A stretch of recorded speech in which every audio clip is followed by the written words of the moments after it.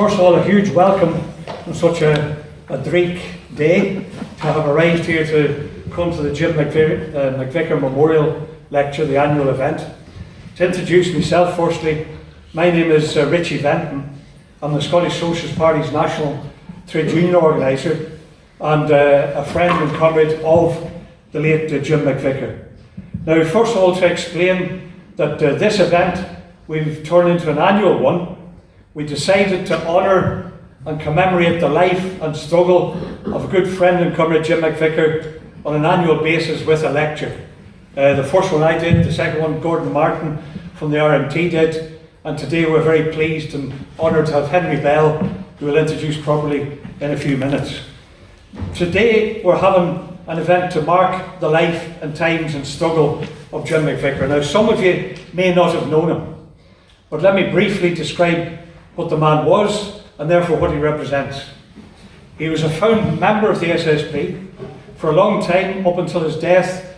He was our national treasurer, but of course his political history as a socialist preceded that.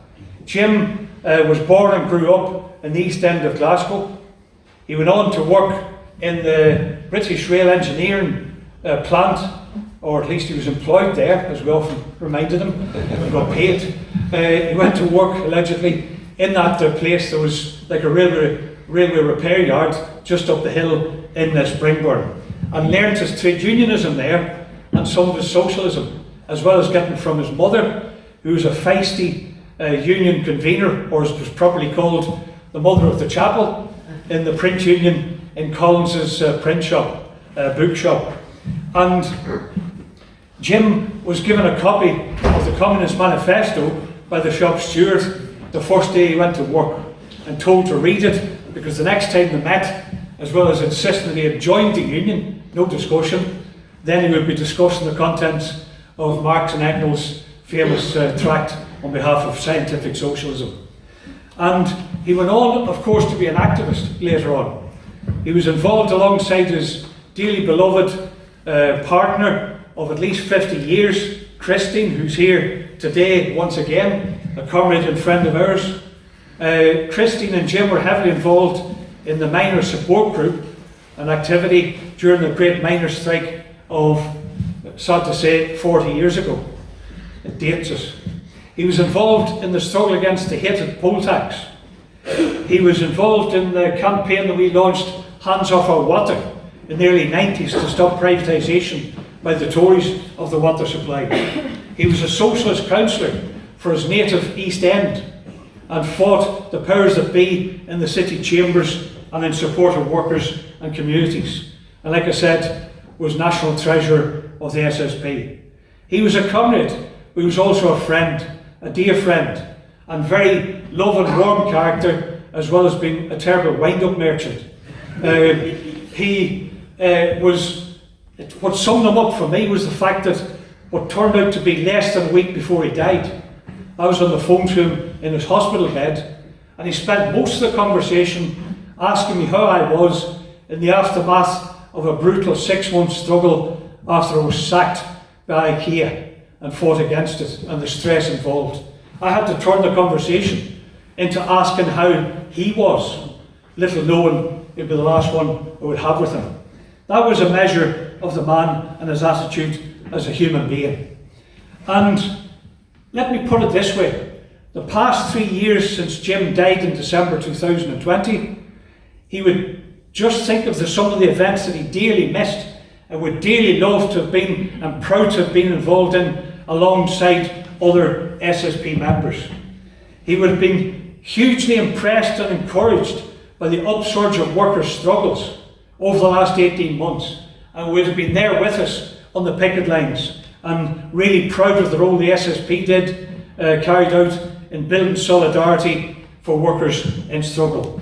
He would have been proud of the way in which we tackled the powers that be, including that reprobate Michael Shanks of the Labour Party in the Rutherglen by-election, calling them out for what they are.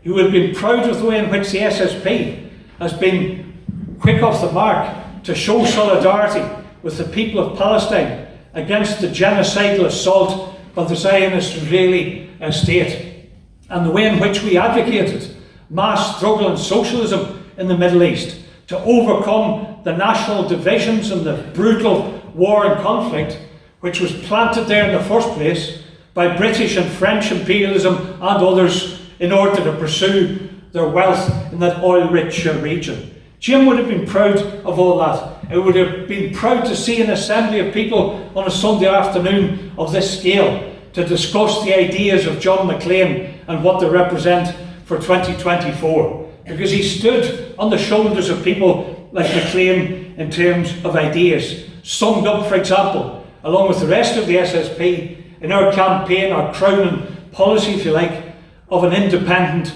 socialist Scotland, as advocated in different language by Maclean in the last couple of years of his life. Life is too short, and therefore we have to make the most of it, both as human beings and as socialist activists, to change the life that we're living.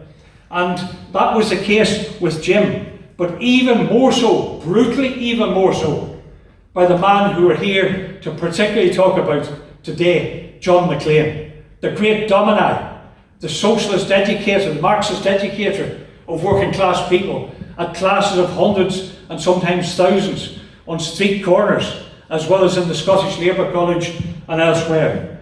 He was a man, of course, who died at the tragic age of 44, partly as a result of the privations and the punishments that he suffered at the hands of that callous class, the capitalists of Britain, including those of Scotland.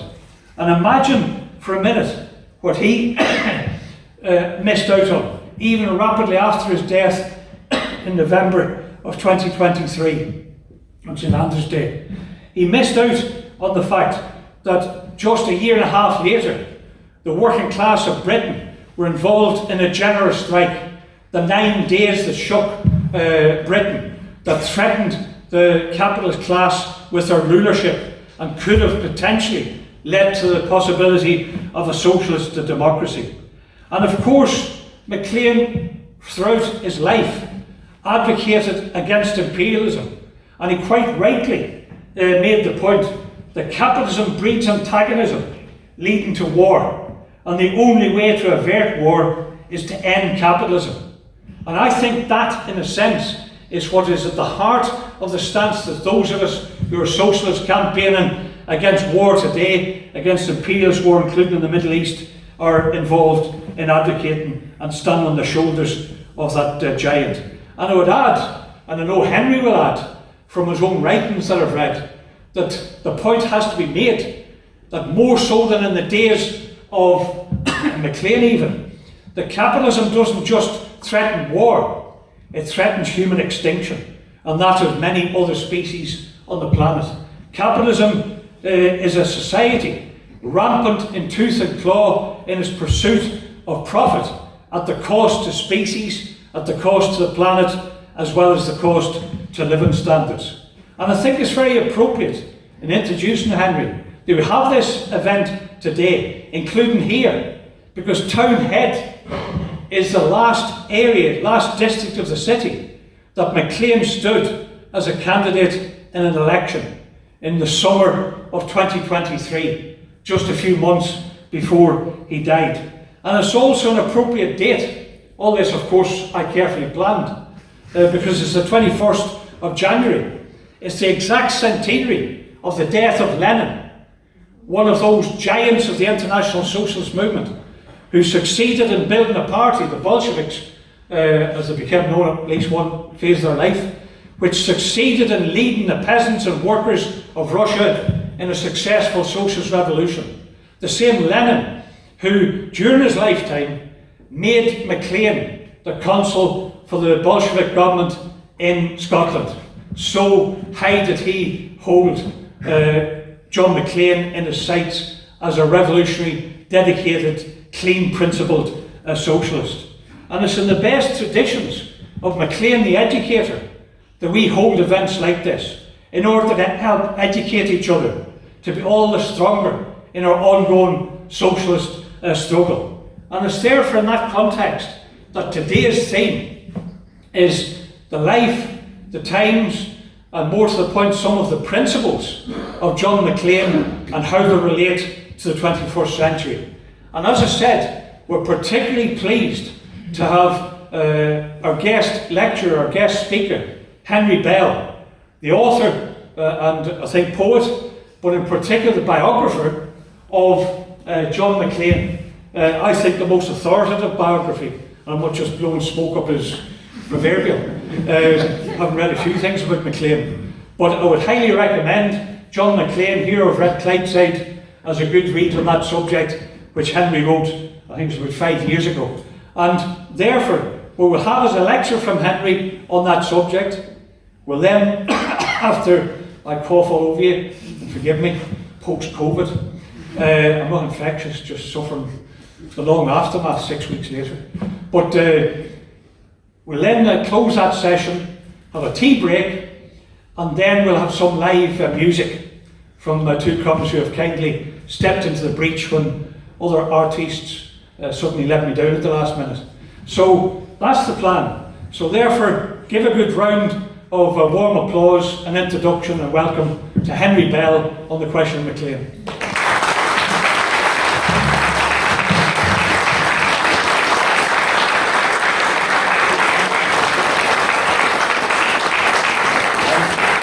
Thanks so much, Richie, for that warm introduction, and thanks, comrades, for being here.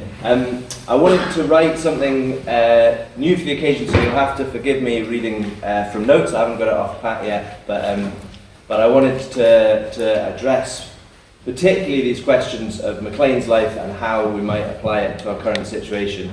It's a great pleasure to be asked to give the Jim McVicar Memorial Lecture. And it's a great pleasure to do it here in Townhead. As Richie said, Townhead is the last place where Maclean stood for election. It's also a place that features strongly in the forces that formed him and in his own life. It's obviously here where John Knox came with the thunder of Calvin back in the 16th century. It's here that the Covenanters were martyred, and that particular force of the Reformation had a deep influence on Maclean's life that I'll touch on a little in this talk. But it's also here where Maclean returned in 1918 after his release from hard labour in Peterhead jail. It's here that the Scottish Workers' Republican Party built its earliest membership, and some of the longest standing work through the 1920s and around the general strike was done by that party here in Townhead. And it's also here that Maclean's comrades, Guy Aldred and Ethel MacDonald, had the Strickland Press and produced a huge amount of socialist and anarchist literature in the city throughout the 1930s. It's also, as well as that often overlooked radical history of Townhead, it's a place that's generally overlooked, existing as it does at the very edge of the kind of palaces of commerce and industry that fill the city centre. It's a working class community of housing that has been demolished and rebuilt and demolished and rebuilt over the decades and centuries. And in that, it's a place that throws into sharp relief that capitalist equation where, as the money and wealth piles up in the hands of some, the misery and poverty piles up in the hands of others in the towers and tenements beyond the centre of the city. It's also an honour to be giving the Jim McVicar lecture, because I think it's always very important for us to honour and remember our comrades and to think about their legacies and how we might continue their work and continue those legacies. Particularly at this moment as our country pursues its grim imperialist project in the Middle East, giving cover to genocide, I think that both McVicar and Maclean would be pleased that we're having this meeting here in their names. I hope so, at least. And lastly, as Richie laid out, I'm pleased that we're here talking on this day, marking both the centenary of the passing of John Maclean, but also, as it is today, the 100th anniversary since the death of Vladimir Lenin. A man alongside McVicar and Maclean who very much understood the need for both theory and action. And I think that's another theme that I'd like to highlight through this, is how education and theory and ideas can be put into practice and how the connection and relationship between the two can work. As Lenin put it, sometimes history needs a push. This is going to be a lecture about history, but I hope it's not an academic lecture. I hope that we all understand that it's a history that is our history and a history that has a great bearing on our present and on our future. I'm going to talk about the life and politics of the great revolutionary Marxist and educator John Maclean, and how that work speaks to us in our present situation. John Maclean died on St Andrew's Day 100 years ago in 1923. Lenin had called him the beloved leader of the Scottish workers, and MI5 had called him the most dangerous man in Britain. In his final years, he was at the heart of a movement of women, of unemployed people, and of immigrants in the city. His final speeches focused on police brutality, on imperialism, on the growing threat that he already perceived in 1923 of fascists organising in his communities, and on the need for fair work and safe housing. I could never read those final papers that he issued for that election in Townhead without thinking how striking it is that our concerns 100 years later remain: police brutality, the fight for fair work and safe housing, the dangers of racism, imperialism and fascism. Maclean taught Marxism to a generation, and he made sure that socialism took root here in the west of Scotland as deeply as it did anywhere in these islands. He stood resolutely with his class against capitalism, organising in solidarity with revolutions in Russia, Ireland and Germany, and campaigning for the breakup of the British Empire here, in Ireland, in Egypt and in India. In the end, he gave everything for socialism, dying as he lived for a Scottish workers' republic, sacrificing himself for the cause of a world free from war and exploitation. I'd like to talk about how Glasgow and how Scotland forged Maclean, how it developed his politics and how it led to his particular awakenings, how the contrast between the wealth of the capitalists and the poverty of the workers was fundamental to his early life and fundamental to this city. I'd like to focus on those political awakenings, the ways in which he worked, the ways in which he organised, his tactics, his ideas and his failures, and how we might look at his understanding of capitalism and imperialism and apply it to today's continuing drive in Scotland, in Britain and in the West for genocidal war. I'd like to talk about the price that Maclean paid for standing up to those wars, for standing up to the ruling class, the brutality with which the ruling class disposed of him, and also the deep effects that that had not just on him but on his family, and particularly the women in his family. I'd like to propose and discuss Maclean's mental health, a subject that comes up in almost any writing about him but is often touched on, I think, in different and unhelpful ways, and I'd like to think about perhaps a new paradigm for how we might think about Maclean's mental health. And lastly, I want to think a little bit about how Maclean comes to us today, why he exists as a mythic figure, and what it means for him to be transformed from a comrade into an icon, and how we might redress perhaps some of what has happened there. I know obviously that this is very much an audience of the converted, and that many of the details that I'm going to discuss will be familiar to you, but I hope that I'm going to draw out some interesting points and situate Maclean's life as a part of our living tradition, as one comrade among many who we draw inspiration and power from. So I'm going to start by talking a bit about Maclean's early life and how that influenced his politics and how it led to his trajectory within Red Clydeside. I often think about the young Maclean at the turn of the last century reading Marx for the first time. In his family's flat on King Street in Pollokshaws is a two-room flat. One of the rooms let out to a lodger, the family in the other room. His mother would have been out at work, his sisters would have been taking in laundry, and all of that work would have been so that Maclean could study, so that he could progress through his formal studies, but at the same time he was encountering the radical socialism of the streets and teaching himself Marxism. Maclean's father, a potter, had died young. 3 of Maclean's siblings had died in infancy. The family had been cleared from the Highlands and found themselves in poverty in the industrial suburbs of the city. Maclean said to his friend and Lieutenant MacDougall later in life that it was at that point, in poverty in Pollokshaws with his sisters and his mother out to work, that he knew that he had to use his education for the raising up of the working class, because they had sacrificed so much for him, he owed it to his own family. In his studies, first at Queen's Park School, then at the Freekirk Training School, and finally at the University of Glasgow, where he studied economics and politics, but it was the economics and politics of the establishment. But he also learned how to teach. Outside of that economics of the establishment, Maclean encountered the radical ideas of revolutionary socialism. As a teenager, he recalled reading Capital for the first time, and in chapter 10 of Capital, there's a moment where Marx writes, The average duration of life in the pottery districts of Stoke-on-Trent and Woolstanton is extraordinarily short. Nearly 2/5 of all deaths are the result of pulmonary diseases among the potters. Dr. Boothroyd, a medical practitioner at Hanley, says, each successive generation of potters is more dwarfed and less robust than the preceding one. And I think about how Maclean must have felt reading those words and knowing that his father, just 6 years before, had died of silicosis, which at the time was called potter's rot. That his two brothers had also died from pulmonary diseases. This was Maclean encountering his own family life, his own father and brother's deaths, laid out in a clear materialist understanding that these were not random tragedies, these were an intrinsic cost of capitalism. This was something that was being done to the Maclean family, a social murder, not a random event. In chapter 27 of Capital, Marx writes, "The clearing made by the Duchess of Sutherland will suffice here. From 1814 to 1820, these 15,000 inhabitants, about 3,000 families, were systematically hunted and rooted out.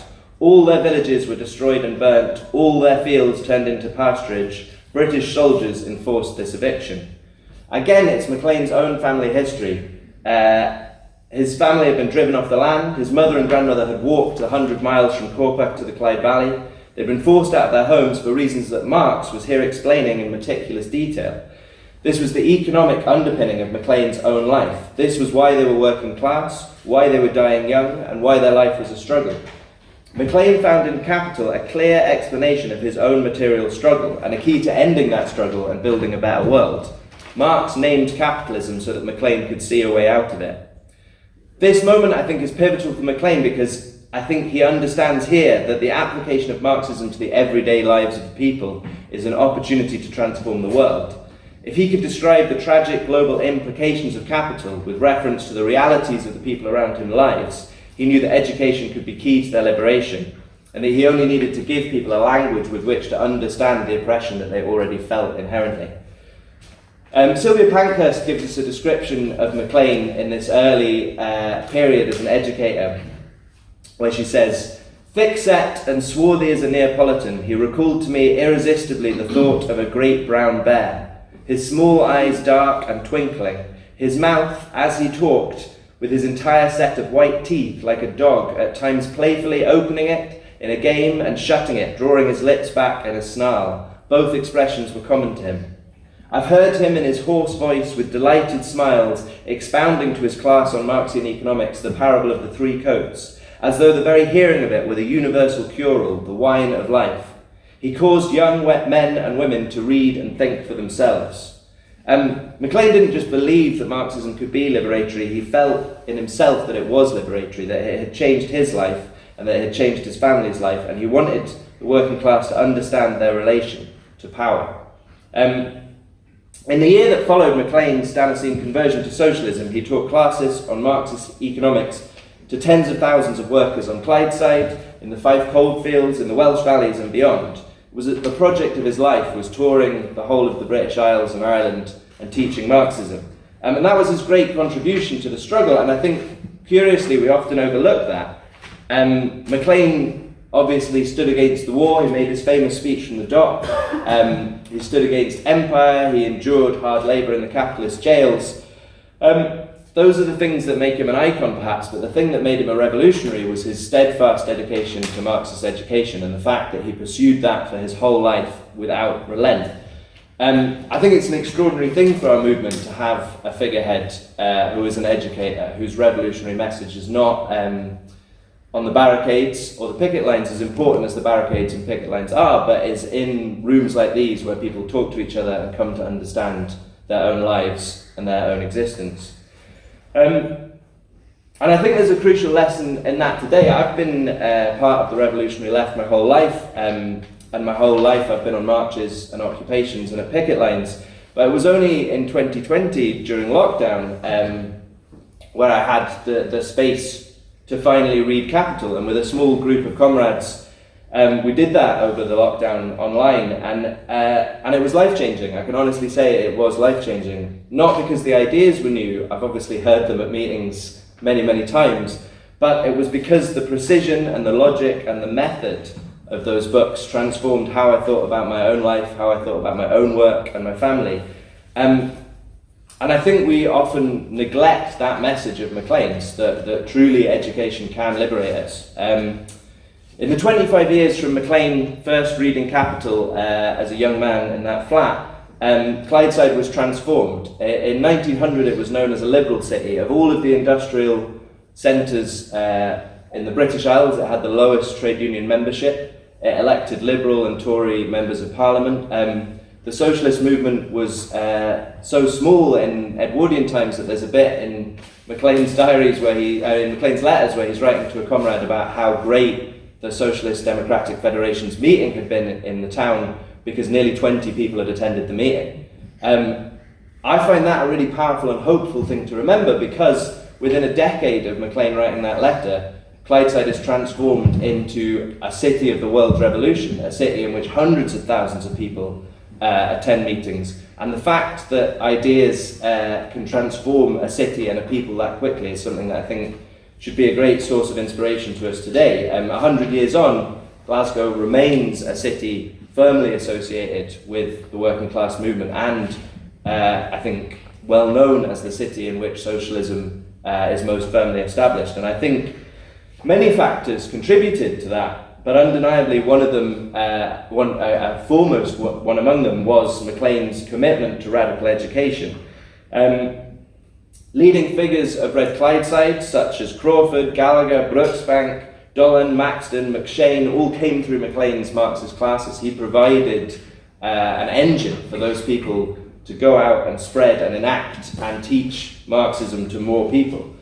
On the 50th anniversary of Maclean's death, there was an article in the Times in 1973, and in it the writer, who's not necessarily sympathetic to Maclean, says that you can't visit a coalfield in Scotland or in the north of England without an old man telling you that he learned Marxism from John Maclean. That's how far the reach was. Now, there's an element like the Sex Pistols at the 100 Club, where a lot of people wanted to say they learned Marxism from John Maclean. But nevertheless, it remains true that the reach that he had in his life truly was transformative, and the energy that he put in had its effect in the radical transformation of Clydeside into a socialist and communist city.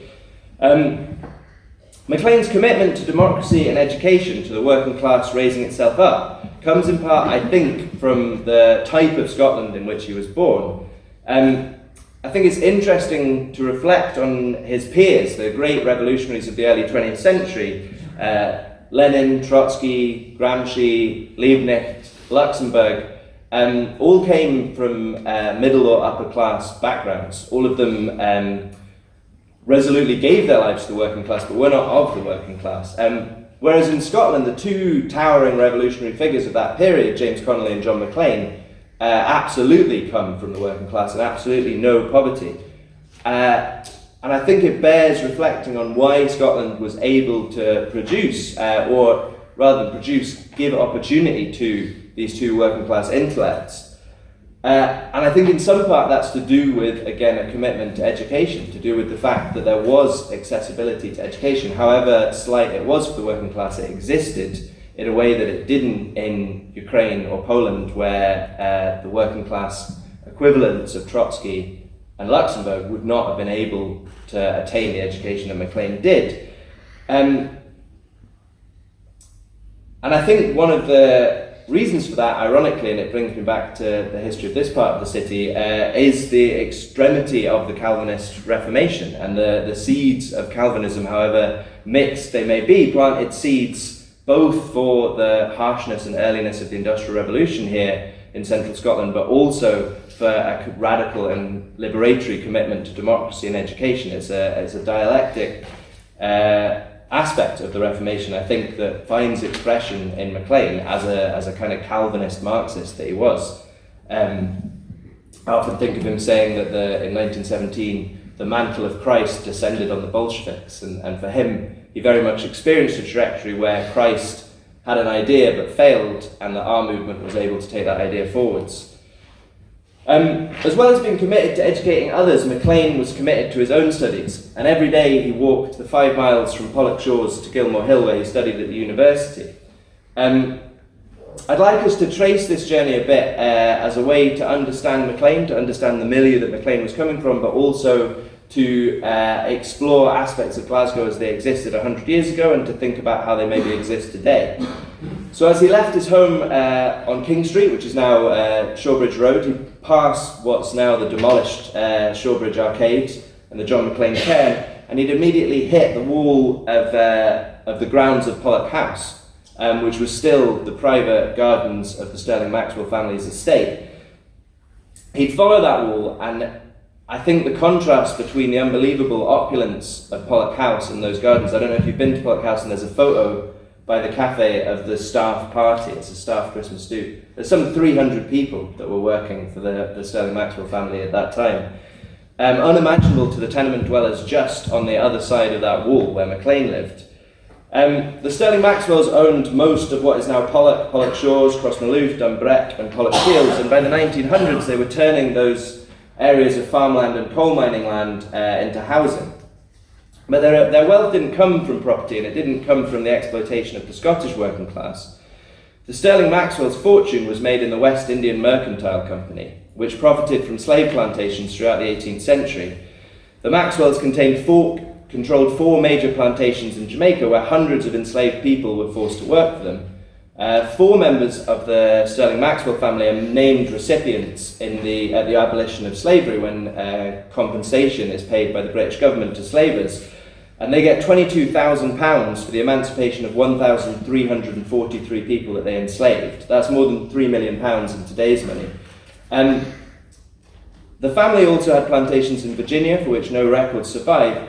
And a final note on them that I think is interesting, they mostly trade as the Earls of Nithsdale now, but they still occasionally use their title as Barons of Nova Scotia.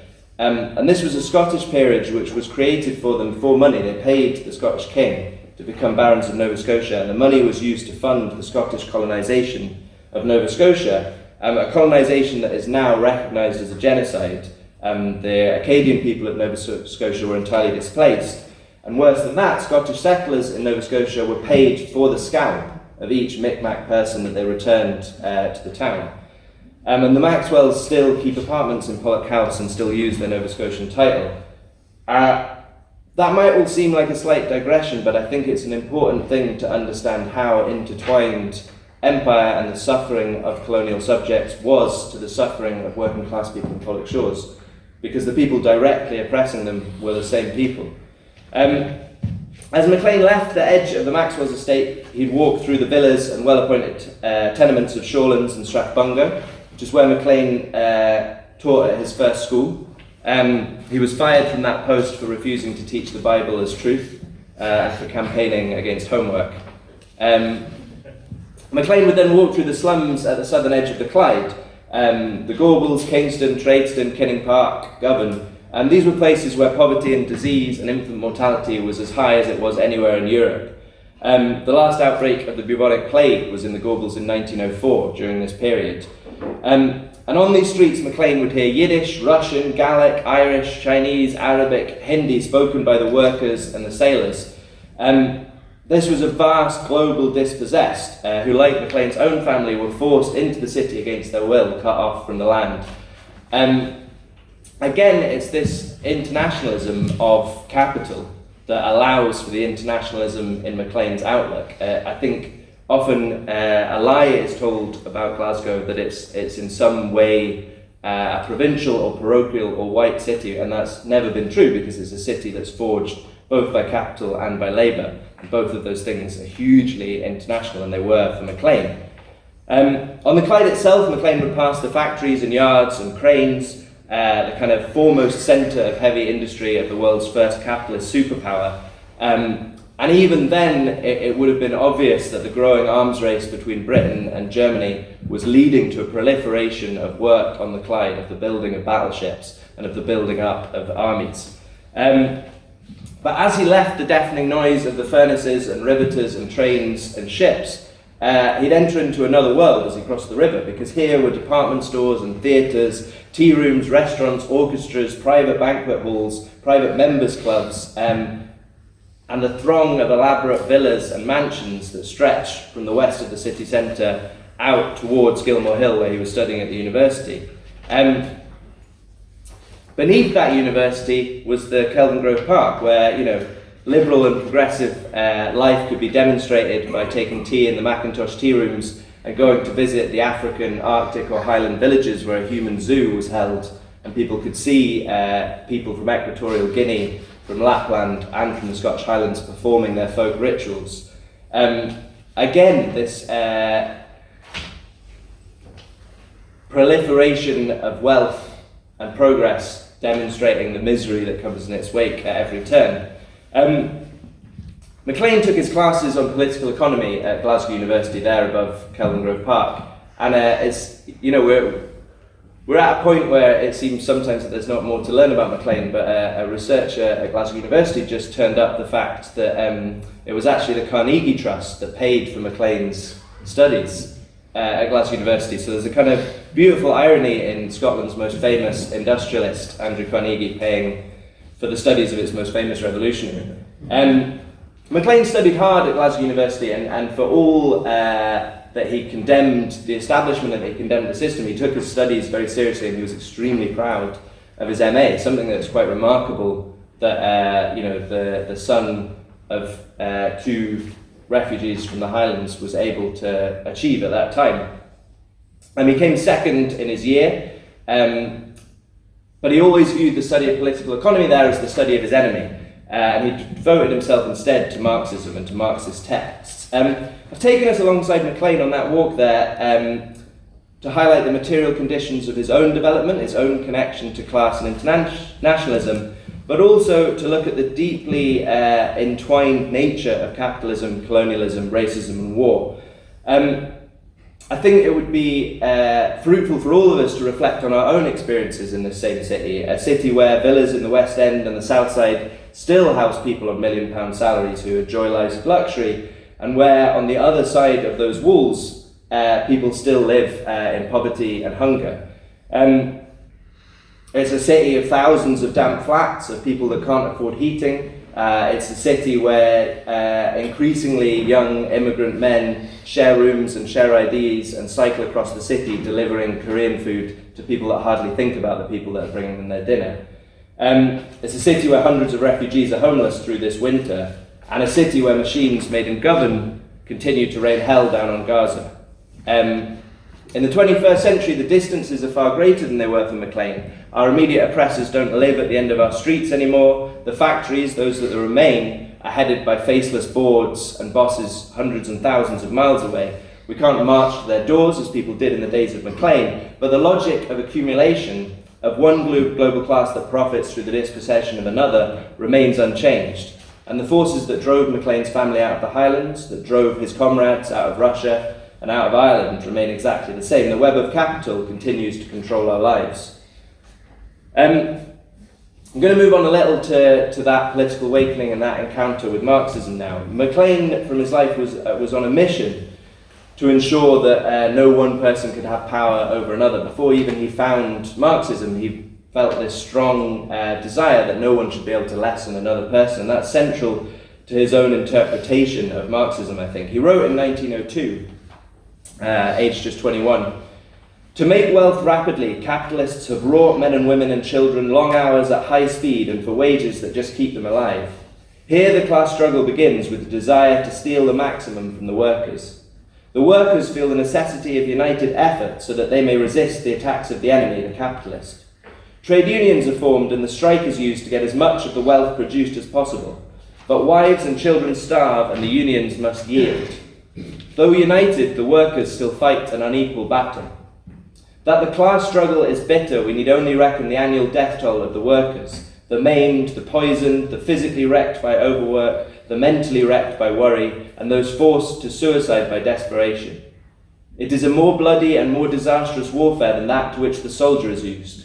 Living in slums, breathing poisonous and carbon-laden air, wearing shoddy clothes, eating adulterated and life-extinguishing food, the workers have greater cause for a forcible revolution than had the French capitalists in 1789. It's clear that this young man's understanding of the class struggle is unambiguously Marxist here. He sees a class warfare that's laid out as a historical process, that one class must overcome another, just as the French Revolution had done a century before. And And Maclean was an orthodox Marxist. He believed in scientific socialism, a clear and literal understanding that economic forces shape our world. But he wasn't inflexible and he wasn't sectarian. Maclean's politics grew from each struggle that he encountered. And throughout his life, he didn't just try to teach comrades, he tried always to learn from comrades. His initial political route was purely electoral. As a member of the Social Democratic Federation, he was part of a Marxist political party that believed that universal suffrage and the ballot box, after the model of the German SDP, was the best path towards worker control. But the early experiences that Maclean had in the dockers' strike in Belfast and in the great unrest here in Scotland made him see that strikes weren't some sectional concern for some workers against other workers or for some workers against their bosses. They were in fact a political school in which workers could come to understand their own collective power and the fact that they could rely on each other. Maclean's organising work at the Singer strike and with the women at the Neilston Mill in particular gave him a firm belief in the power of workplace organising and also in what syndicalism had to offer to the movement. His politics were transformed again by the street meetings that he held. Here in Glasgow and across Scotland, he was surrounded at these meetings not just, or not even chiefly, by the workers of the factories and shipyards, but by the unemployed and by the homeless, by what the Social Democratic Federation dismissed as a class that would come along with them, rather than a class that would lead them. And Maclean saw something different, and he began to organise actions such as the symbolic occupation of the Glasgow Stock Exchange, the occupation of the city chambers just down the hill, and these really prefigure a radical street politics of the 1920s and the hunger marches and the organising of unemployed people by the Communist Party. And again, they put him at odds with the kind of slow reformism and the respectable politics of the Second International that was his milieu. Prince Kropotkin wrote at that time that the Marxist parties of Western Europe felt that the once respected occupation of revolutionary was now a useless relic, a kind of buffoonery or provocation.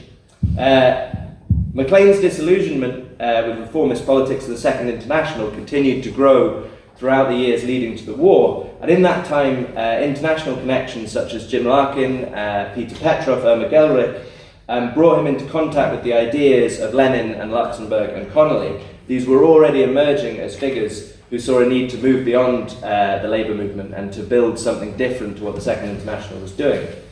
All of that made Maclean ripe for the paroxysm of the First World War.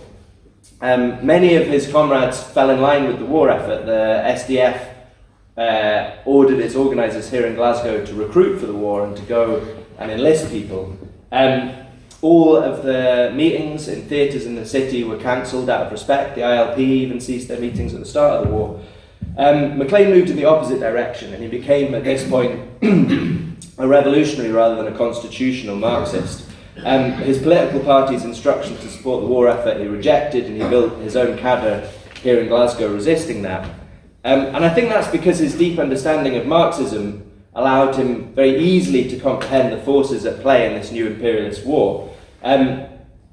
He saw clearly that the internal contradiction of capital that he taught every night in his classes, the fundamental fact that the capitalists must drive down wages whilst producing ever more commodities and selling them to the very proletariat they exploited, meant that those capitalists had to find markets beyond their own country.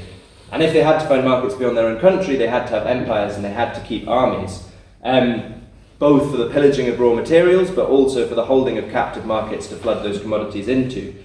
So if capitalism required imperialism and imperialism required war, then in the evidence of the First World War, Maclean had the clearest example yet through which to explain Marxism to the people of Glasgow, who now were not only being literally exploited by the bosses, but were also being sent off to die in the trenches. Like Lenin, Maclean believed that the First World War needed to be transformed into a class war, into a civil war. And he said about that at once, believing that organising here in Glasgow was the best way to end the slaughter.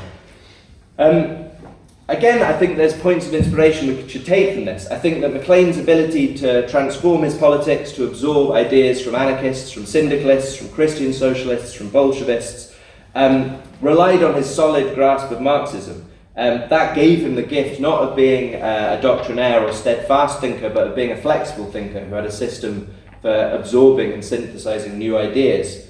And I think we often encounter, both in political parties but also in ourselves, ideas that are too fragile to be flexible. And I think Maclean is a great lesson in rejecting that kind of thinking and applying a radical method to what we encounter in the world. He was also suspect of anyone that quoted Marx in a "thus spake Marx" kind of way. He believed that Marx was no prophet, he was someone who presented his ideas. And I think we should do the same with Maclean. I don't think that there's a great deal to be gained by holding up Maclean as some kind of prophet or his writings as some kind of scripture. But I think that we can look at his political and tactical decisions and try and apply them to our own lives. As has already come up from Richie and myself, the minds of many of us in this room will be on Palestine. And I think it bears thinking about how Maclean's legacy should impact those of us organising in solidarity with Palestine and campaigning against Israel's genocidal war. For me, the key to that is to return to economics. I think too often the positions of Israel are presented as religious or historic or civilizational conflicts. And in that way, the material realities of Israel are obscured to us. And by obscuring that reality, we obscure the solutions to that oppression, or we make the solutions seem distant. But they aren't. They're immediate, and once you unpack the forces behind them, they're deceptively simple. There's a trail of money that leads from the now nigh on uninhabitable homes of Gaza directly to the factories here, and through them directly to the stock exchanges in London and New York. The violence that Israel has subjected Palestinians to for 75 years is a colonial violence that's condoned and supported by our countries for profit. Israel isn't propped up by guilt, and it's not propped up by ideology, it's propped up by money. The mechanisms of the occupation itself are economic. The sudden collapse of Israeli manufacturing and construction shows us that as Israel loses access to the cheap captive labour that it holds in Gaza and the West Bank through this war, it can no longer sustain its economy. It holds those open-air prisons deliberately to hold a cheap labour reserve in its country. It's also obvious in the oil prospecting that's already going on off the coast of Gaza, and I'm sure we'll see soon Israel beginning to try and extract that wealth from Palestinian waters. We can also follow the economics of international solidarity. Why are America and Britain defending Israel, and why are they bombing Yemen? And why do we find ourselves embroiled again in another imperial war in the Middle East? A war that almost hysterically is called Operation Prosperity Guardian, Operation Money War. They're not even bothering to lie to us there. I think we should also think about the economics of why a two-state solution is so repeatedly in our media presented as the obvious and liberal solution to the suffering in the Middle East. Palestinian Marxists today, as Palestinian Marxists always have, reject a two-state solution as a racist solution that allows the continued economic subjugation of one people by another, even after the occupation ends. If we look at Israel and Palestine through an economic lens, we can see clearly that war and division and racism are symptoms of capitalist domination. I think we can also look further back than that as well. I remember going to a talk by the late great Marxist Neil Davidson about the Jewish population here in Glasgow in Maclean's time, and why so much of the membership of Red Clydeside parties was drawn from that community. And he talked about how that Jewish community, particularly in the Gorbals, had fled for their lives from the Russian Empire, but had come here and had encountered the same prejudices. They'd found themselves excluded from work, they'd found themselves unable to rent houses in other parts of the city, and they'd, as a community, had met two responses to that. And one was to commit themselves to socialism and see that the anti-Semitism that was rife was an expression of the divisions of capitalism, and that it existed specifically to turn worker against worker. And the other was Zionism, which said, we can't remedy the society, we need to go and build somewhere else for ourselves where we're safe. And that battle between Zionist and Bundist socialist forces within that Jewish community is one in which I think our movement failed. We failed to put across the answer to Jewish comrades in Europe that they could be safe. And Zionism, therefore, is a kind of outsourcing of anti-Semitism here to the Middle East. When we talk about there being anti-Semitism among Palestinians in the Middle East, that's something that has been forced upon them because anti-Semitism as an evil of capitalism was not resolved here in Europe. A further purpose of this economic analysis of our nation's wars is to draw the direct lines from those wars to the people that are responsible here, and to see the incredible interconnectedness of finance and the military, and to lay the blame here at the feet of Scottish capitalists. And make no mistake, Maclean was at war with Scottish capitalists. I think it's also all too easy to blame the British state or to blame British capitalism, but it's always been Scottish capitalism that has been complicit in these imperial violences.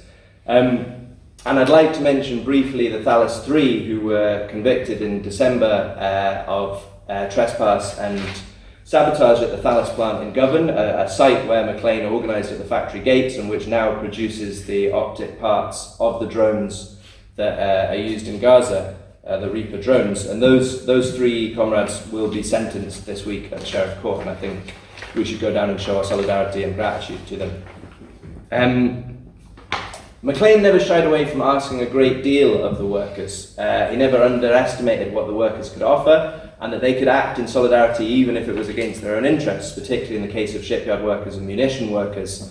And I think that remains true today. Scotland has a deep militaristic history, but it also has a deep history of anti-militarism. And I think if we look at the Clyde Workers Committee and their work, we look at things like the Rolls-Royce workers' solidarity with Chile, and we think about how at BAE and Thalys, we could ask fellow workers in those factories to show that solidarity again today with the people of Palestine.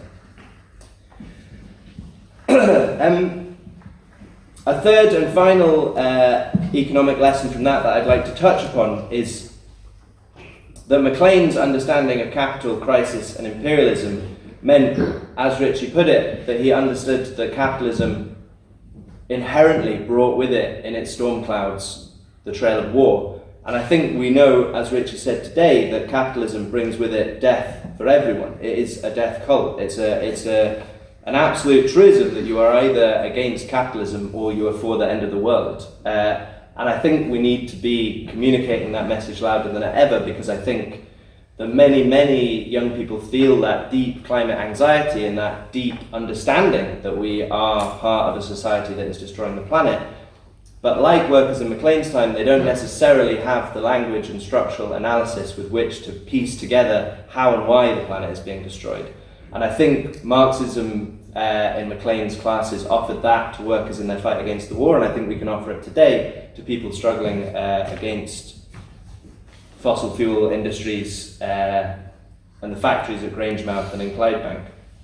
And Maclean paid a brutal price for this stand he took against the war. The state made his life unlivable. They took away his freedom, they took away his health. When I was writing this biography, one of the most kind of poignant moments for me was when I first went into the records office in Edinburgh and I asked for the Maclean papers. It's the place on Princes Street where they keep all the government and police records.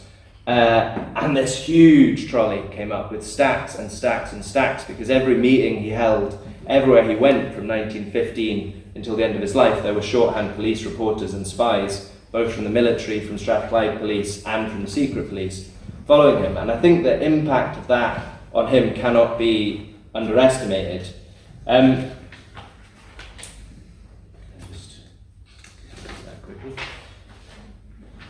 But in that war on Maclean, those rulers created many more victims. Nan and Jean, his daughters, suffered hugely through his imprisonment, and they eventually lost their father. Anne Maclean, John's mother, wrote that she lived in terror for the whole of her life, that Maclean was going to be arrested or hanged.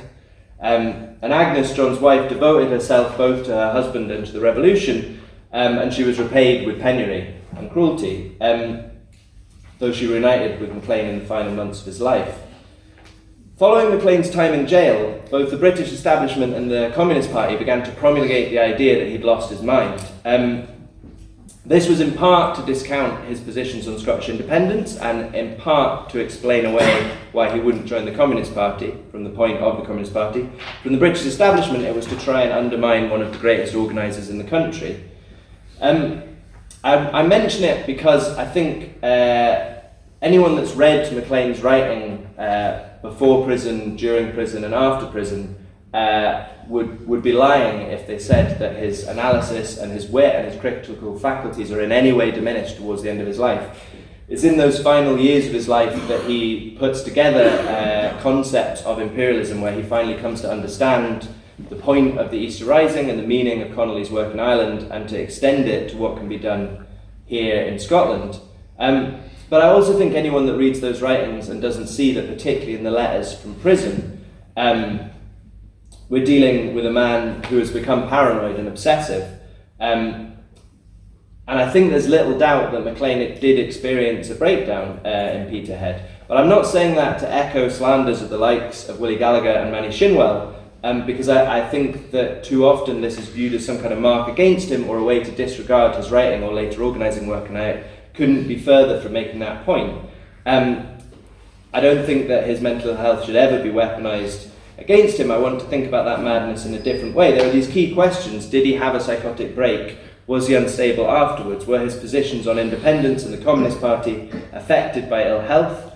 And were the accusations against him simply slanders set to destroy him? And I think those are interesting things to discuss, but I would prefer to look at the accusations of madness against Maclean in a way that I think is less dated and more relevant to where we are today. We know undoubtedly that Maclean suffered huge physical and mental suffering at the hands of the police and the prison system. We know that much of his paranoia and his overvalue ideas of being followed, of being betrayed, of being poisoned were actually rooted in truth and in real facts of how he was persecuted by the state. And I think hopefully we've reached a stage where we can synthesise our understanding of Maclean's mental suffering into our image of the man without lessening him in any way. I think we should be standing in compassion and solidarity with a comrade who suffered greatly in jail and who was traumatised by those experiences, but also drew lessons from those experiences and came out strengthened in his commitment to the revolution. In thinking about that, I'm also kind of conscious of that other Glaswegian radical R.D. Laing and how he described the link between breakdowns and breakthroughs. And I think there's something in that of how we look at Maclean. I'm going to round up with a sort of bit of time thinking about the myth, legend and legacy of Maclean, how he comes to us today as this kind of mythic figure, this icon of Red Clydeside, almost a kind of like talismanic presence in the movement. Maclean and his comrades unleashed an energy that helped generations of people in Scotland to understand their class interests and to periodically shake the bastions of political and economic power. As a symbol, he was present at and inspired decades of radical action, from the rent strikes and peace crusades of 1915 to the international brigadiers of the 1930s, the unemployed movements of the 1920s, the Lee Jeans, Upper Clyde shipbuilder work-ins of the 70s and 80s, the Glasgow Girls of the early 2000s, and the surrounding of the deportation ban on Kenmure Street a few years ago. These movements gain in their strength and self-knowledge through the legend of Maclean and through the legend of Red Clydeside, and it plays an active part in the city. His life and work inspired countless thousands of socialists and communists. He's become a kind of secular patron saint, both for the Scottish Socialist movement, but also for the literary renaissance, for the folk revival, and for ideas of Scottishness itself. His daughter, Nan Milton, wrote that he forged the Scottish link in the golden chain of world socialism. And people like Hamish Henderson, Hugh McDermott, Matt McGinn, Mary Brooksbank took up that message, that idea of Maclean representing a Scottish internationalism and a Scottish identity within a world brotherhood, and built the folk revival, the literary renaissance, the People's Festival, many of the things that we come to associate with what Scotland is, along a Maclean line. His daughter, Nan Milton, added that she thought that it was the poetry and the song that contained the true heart of Maclean. And I think that's interesting because I think in this 100th year, although there have been many events for Maclean, it's obvious that he lacks any organisational or institutional home in the left. It's hard for any party to claim him. You know, he stood for the Labour Party, but he also despised the Labour Party. You know, he famously said that Karl Marx died in 1883, but has been murdered every year since by the British Labour Party, which is sadly truer this year than ever before. He was foundational in the movement that led to the Communist Party being built, but he refused to join the Communist Party and accept that they would be run from London. He's obviously adopted by the national movement, but he disdained nationalism, he was invited to speak at the commemorations for the Treaty of Arbroath up in Arbroath, and he went up there specifically to mock a nationalism that had Scottish soldiers over suppressing the rising in Ireland. But it's poets and songwriters and the people that are able to take on Maclean's message and his legacy much more than any party or any institution, and I think that gives a value to him. I think it speaks to his commitment to ideas and to his thrownness, but it also allows him to be a figure that can be individually claimed and moved within the left. He's also a figure that's truly popular in that he's of the people and truly tragic, as in he was a man with flaws and a man who was unable in the end to give up certain elements of the cause when his wife and his family asked him to, when Agnes said, "You will die if you continue doing this." And he rejected that, and he did indeed collapse on stage at a cinema in Oatlands and died at home a few days afterwards. And I think that's also worth reflecting on it. Like, I was thinking in writing this book about what is the point of Marxist biography? Like, what are we trying to achieve by writing the life of one person? And I think in part it's because it's interesting to think, as we do about Jim McVicar, about the lives of socialists, the lives of comrades. What does it mean to live comradely lives, and how are we best to do that? And I think there are great lessons from Maclean about how to do that, but I think there are also mistakes that we should reflect upon in Maclean's life as well. And in that way, I think the myth of Maclean can be obscuring. I think that we lose sight of the man, Maclean. We lose sight of his subtlety and his humanity and his wit and also his thrownness. Maclean's relation to nationalism is also a part of that myth, and at times that's been foregrounded, and I perhaps haven't touched on it very much in this lecture, and I don't really intend to, but it's interesting though, I think, to note that it was a politically disastrous decision at the time for Maclean to come out for Scottish independence. It divided him from the mass of the workers around him, and although he built a party, the Scottish Workers' Republican Party, that was a foundational Scottish Republican movement, it didn't achieve a mass membership, and after his death it failed to build on what he'd achieved. But that isn't to say that Maclean's position on Scottish independence was wrong or that it was an error. It gave him a constituency out with Marxism to speak to, and it also presaged the key anti-imperialist battleground of the 20th century, which was the application of socialism to national liberation. Maclean remains well remembered and mythologized by nationalists, but he was never a nationalist, and I don't think we should allow him to be claimed as one. Marxism was his guiding model for understanding the world, a model that allowed him to critically examine facts and come up with an economic and moral basis for action. He saw Scottish independence as a tactic that could be used instrumentally. I'm reminded of those posters in 2014 that said, "The workers have no country, but Scotland's a good place to start." And I think that very much chimes for me with Maclean's legacy and the position that I take in line with him. He didn't experience some kind of, massive conversion from being the phlegmatic home ruler that he was in early life to the committed Republican that he was at the end of his life. Instead, he was an engaged political thinker that witnessed the struggle in Ireland and witnessed other anti-imperialist struggles and drew lessons for them that continue to be applied here in Scotland today.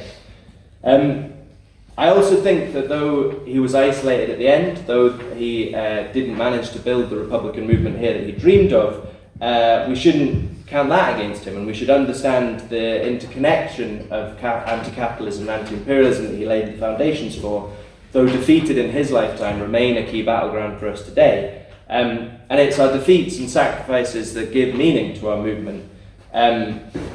Maclean's death is a sort of foundational myth for our movement. And as Rosa Luxemburg said, our defeats are vital to us. We need every one of them because each one is a step in the right direction.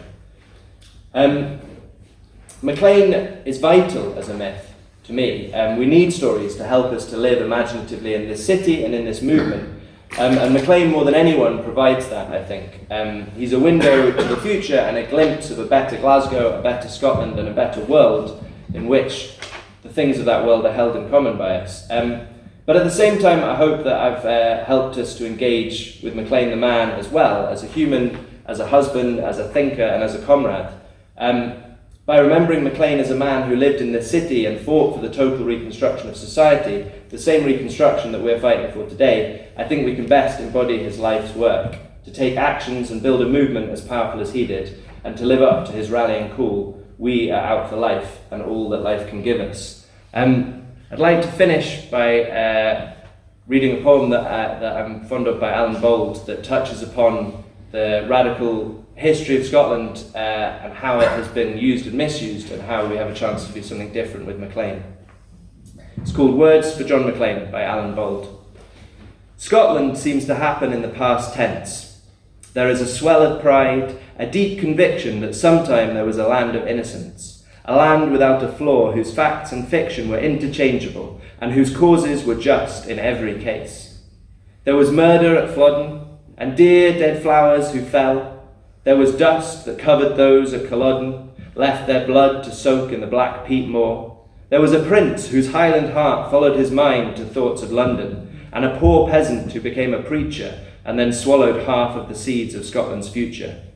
There was a tenant farmer who made a brilliant melody, and a fearless advocate who died so that the cause of the people should ultimately prevail. All been done. It all has happened. All of it is in the past.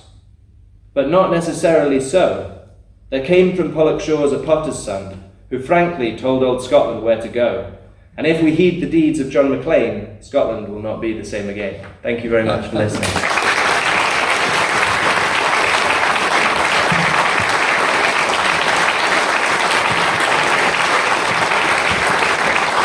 I think you'll all agree that was outstanding, superb, thought-provoking, educational, and thoroughly enjoyable as well. Let me make a couple of straightforward appeals to you. As well as sign the attendance sheet, go to the stall and see if you want any of the literature we've got here today. Henry has quite rightly laid heavy emphasis on the education of socialists and Marxists and so on in pursuing the struggle. And at the back we've got pamphlets and books that at least modestly attempt to do that in certain aspects. There's the one on 1919, which covers, at least in a brief form, the struggles not just in Clydeside, but Belfast. That's what's different about this small pamphlet. At the time of the revolt for the shorter working week in the period of Maclean. We've also got things like Class Not Creed, 1968, Lost Opportunity for Socialism in Ireland, which is a subject dear to Maclean's heart, of course, at the time. We've got one to mark the centenary of Lenin's death, 1917, Walls Come Tumbling Down, which is what I wrote in terms of trying to describe and analyse and celebrate the Russian Revolution, but also the rise of Stalinism. And we've got the transcript of the first lecture of this nature, Socialism Returns in the 21st Century, literally what was said in the written form. So I'd appeal to you to consider that. And the last one is Break the Chains, which is my big book, was no longer in print after 3 print runs is sold out. My principles are not sold out, but the book is. You can get it now for a cheaper rate, £5 as a Kindle book. I mean, Kindle because there's no alternatives, any real coverage. But you get that on the website that you'll see at the back. So I'd appeal to you to consider getting some, even all of those. The price is at the back. They're all pretty modest. Most of them are £2, some of them £5. Okay. Now, finally, I appeal to you to consider something else. We're celebrating John Maclean here. I think we can be proud of the celebration we've had in the form of Henry's outstanding and comprehensive and fascinating lecture. We're celebrating the life and struggles of our dear comrade and friend Jim McVicar as well. But we're not, as Henry finished towards the end there, just looking back. We're looking forward. And when we look forward, there's a fork in the road. And the fork is down the road of potentially nuclear destruction, certainly climatic destruction of the environment, of species, including the human race. So we have that as one scenario painted by the powers of capitalism. And I don't think it's to exaggerate to put it that bluntly. And on the other hand, we've got the technology, as they said in other television programs. We have the technology, we have the artificial intelligence, we have the potential, we've got the human intelligence, we've got the skills, we've got the potential for things like a far shorter working week, for a guaranteed decent level of minimum wage and beyond, for provision of universal basic services of a high standard instead of being in a state of disintegration as they are today in this country and many others. We have the potential, in other words, for human solidarity and human collective organisation being the source of undreamt of wealth, both material and spiritual, if you want to put it that way. I'm not religious, but in the other sense that word. We have those two choices, that fork of the road. And let me put it bluntly, one of the things that Maclean was particularly irritated by were those who on the left argued that socialism was inevitable. No, it's not. It has to be fought for.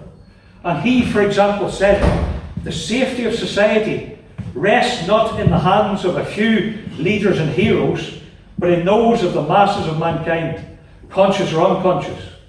The moment will come when the workers will challenge capitalism to the last fight and win through to the world society of a united human race, producing each for all and all for each.